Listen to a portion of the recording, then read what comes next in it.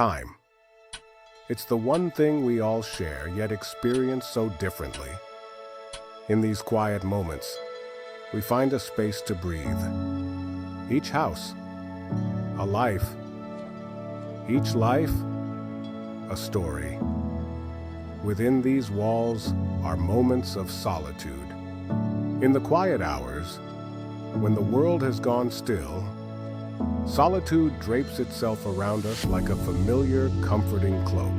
It is in these moments that we find ourselves alone, yet not lonely, embraced by the peace that solitude brings. Here, in the simplicity of a familiar space, solitude becomes a companion, a muse that encourages reflection, creativity, and the quiet pursuit of inner peace.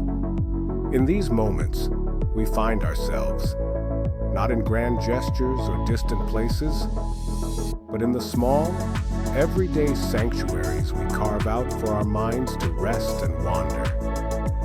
Everyday routines, unnoticed by most, hold the essence of our lives. In our moments of solitude, we find ourselves.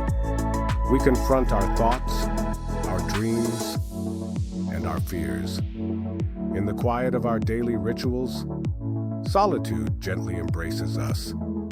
In the simple act of preparing a meal, in the stillness that follows the day's bustle.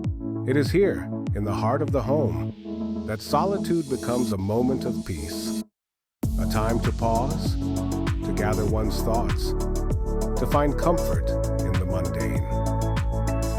In these small, unremarkable spaces, we connect with ourselves, finding clarity in the quiet and strength in the stillness. Here, amidst the growing dusk, we find ourselves grounded, rooted in the simplicity of the moment, in the quiet of the world as it prepares to rest. Solitude isn't loneliness. It's a space to reflect, to create, to dream.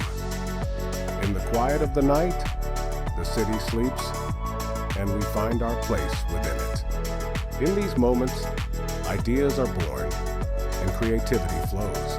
And so, we return to where we began, in solitude, but never truly alone. For in these quiet moments, we find ourselves, and in finding ourselves, we discover the strength to face whatever comes next.